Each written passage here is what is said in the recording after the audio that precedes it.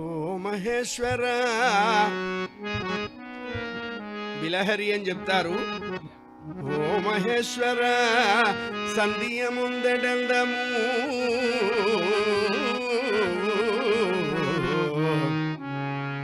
అయినక నిండు గుణహీనుడై చిరాయువైన పుత్రుని కన్నా దుర్మార్గుడైన కొడుకు మాకెందుకండి, కొడుకులు లేరు లేరు లేరు లేరు అని ఏడుస్తాం. వాడు పుడతాడు, రోజుకో నరకం చూపిస్తుంటాడు. ఈ పాపిష్టి వాడిని అనవసరంగా పుట్టించామని అప్పుడు ఏడుస్తారు. అట్లాంటి వాడు మాకొద్దు. కులములోన ఒక్క గుణవంతుడుండిన కులము వెలయువా అని గుణము చేత మంచివాడన్నావే 16 ఏళ్లవాడు, వాడినే మాకివ్వవయ్యా, ఆ రెండో సంతానమే మాకివ్వు చాలు, ఈ దుర్మార్గుడు మాకొద్దు అన్నాడు. వాహనం మీద కూర్చున్నదమ్మవారు. మరుద్వతి అక్కడికి వెళ్ళింది. ఈవిడ్ని చూడగానే ఆవిడ గబుక్కుని దిగింది వాహనం. ఇక పరమేశ్వరుడికి అర్థమైపోయింది, ఇంటిది ఇప్పుడప్పుడే రాదు.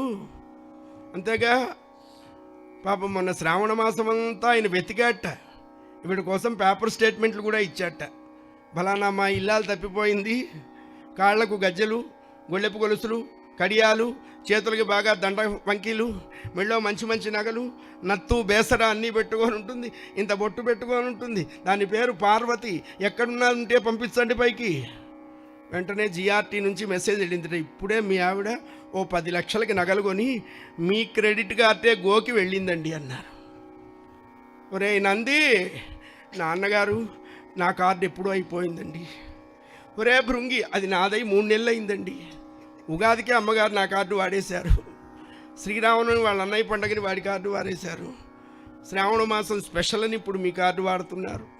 శ్రావణ మాసం ఏమిటి స్పెషల్ అన్నారు, మగవాళ్ళకి శనగలు, ఆడవాళ్ళకి నగలు, అంతే స్పెషల్. అంతే, వీళ్ళ శనగలు తింటూ ఉంటారు, వాళ్ళు నగలు కొనుక్కొస్తూ ఉంటారు. ఏ ఖాళీ ఉండదు, ఏ హౌసు ఖాళీ ఉండదు. జిఆర్టీ బొమ్మన గొమ్మన అన్నీ.